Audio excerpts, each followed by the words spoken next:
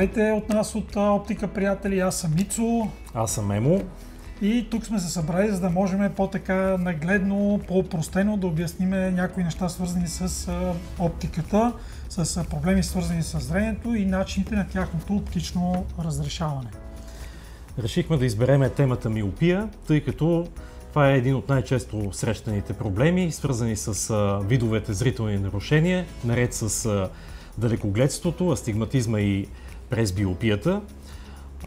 Това е проблем, който засяга приблизително 1/3 от населението на Земята, а съвременните тенденции са, че до 2050 година ще достигне до 50%. Може да си представите какъв сериозен проблем представлява. Затова решихме да обясним накратко на какво се дължи миопията. Тоест, ако сравним примерно с хиперметропията, така наречената, т.е. с далекогледството, то се среща при един от 6 човека, докато късогледството при един от 3, т.е. значително по-голяма част от хората са засегнати от късогледството, така че ще поговорим сега малко и за него. Емо, какви са симптомите точно при късогледство? Ако човек не знае, че има късогледство или не е чувал за него, какви са, как може да ги разпознае? Най-често симптомите, за които споменават нашите клиенти в ежедневието, са свързани с неясно зрение на далечна дистанция, най-вече в различни ситуации, да речем при шофиране, не разпознават табелите, пътните знаци, субтитрите при гледане на телевизия, кино, театър и така нататък. Необходимост от пресвиване на очите, за да се изясни образа, което е много типично, включително и при малките деца, за което ще споменем малко по-нататък в разговора. Така че те без очила за далечно зрение няма възможност да виждат ясно обектите, които са разположени на по-голяма дистанция. Аз тук мога да вмъкна един такъв практически тест, с който един човек може горе-долу да си представи дали има късогледство или не. Примерно, ако е шофьор, дори да не е шофьор, ако гледа срещу светофар, който е с червен и зелен сигнал, един до друг да речем, и там обикновено има в някои от светофарите с черни стрелки.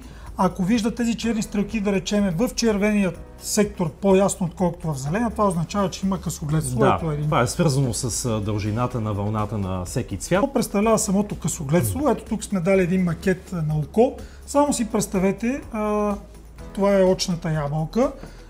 Стандартно тя трябва да е около 24 мм, за да няма човек диоптър.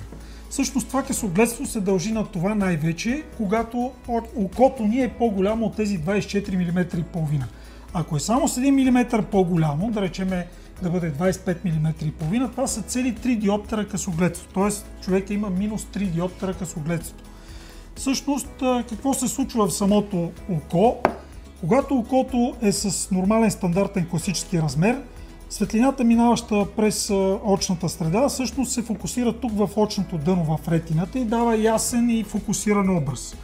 А когато съответно окото е по-голямо от стандартното, самия фокус е пред самата ретина, което създава шум на образа и неясен фокус. Това е честа причина, особено вечерно време или в сумрак, особено когато зеницата се разшири, да се получи именно и това така наречената нощна миопия или нощно късогледство, тъй като светлината се разсейва още в по-голяма степен и това води до по-неясно зрение. Ти споменаемо и за децата, там какво може да кажем? По принцип децата се раждат с далекогледство, нали така, защото окото им е по-малко. Точно така, при растежа на очната ябълка, когато тя достигне до идеалния размер, нямаме нито късогледство, нито далекогледство. Когато обаче тази очна ябълка продължи да расте и подмине идеалния размер, за да няма тези зрителни аномалии, тя преминава вече в така нареченото късогледо око, като за това нещо оказват влияние различни фактори. Най-същественият, както знаем, това е наследственият фактор, генетичният фактор.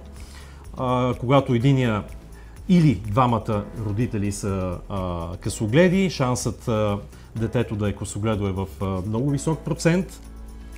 Но разбира се, има и така наречените фактори на средата, които са най-често свързани с прекомерното гледане на близки дистанции. Знаеме в момента колко активно децата използват дигитални устройства, които се гледат на по-близко от стандартното разстояние за четене от 25-20 см, което допълнително оказва влияние върху развитието на късогледство, факторите на средата, може би би допълнил с влиянието на дневната светлина, колко е важна за децата да прекарват. Да, всеки един час прекаран повече навънка намалява с 20-30% възможностите за развитие и за по-сериозен растеж на късогледството. Трябва да кажем, че при децата специално късогледството расте. Усетите ли там, че детето ви, да речем, на 5-6 години няма никакъв диоптър или има съвсем мъничък минус 0,25, това е гаранция, че детето ще развие късогледство за напред.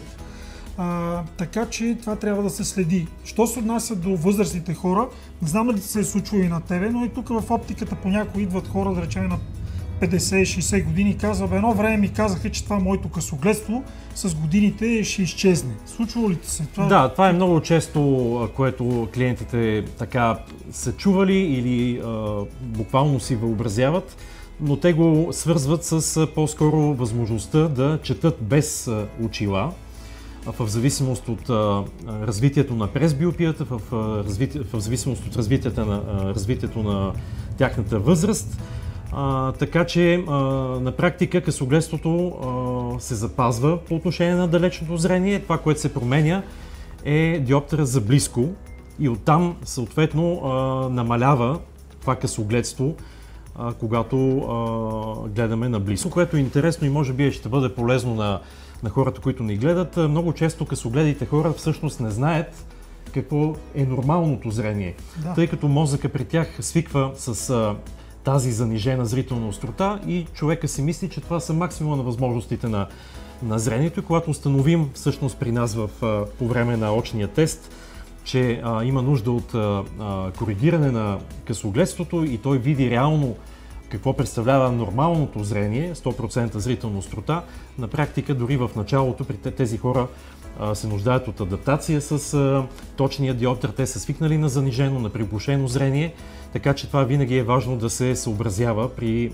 точното определене на диоптъра и при препоръката на очила при този тип пациенти. Разбира се, нашата цел не е на 100% да коригираме късогледството, тъй като в съвременния човек в по-голяма част от деня е в затворени пространства, на по-малки разстояния гледа, не е чак в прекалено далечни пространства, което ако е коригирано с максимално късогледство, тогава ще го кара през целия ден очните мускули да се напрягат, да акомодират, така че целта е да се намери най-добрия балансиран вариант за конкретния човек, за да може тези очила да му служат успешно. В общи линии мисля, че обхванахме основните части, няма как, разбира се, в кратко видео обхванаме. Важното е клиентите да знаят, че при нас могат да намерят решение за всеки един зрителен проблем. Стараем се да съобразяваме нашата препоръка с изискванията на корекцията, с специфичните особености на средата, в които съответно клиента работи или ползва очилата и да предложим най-доброто решение за вашето зрение. Благодарим ви за вниманието, очаквайте следващото ни видео. До нови срещи!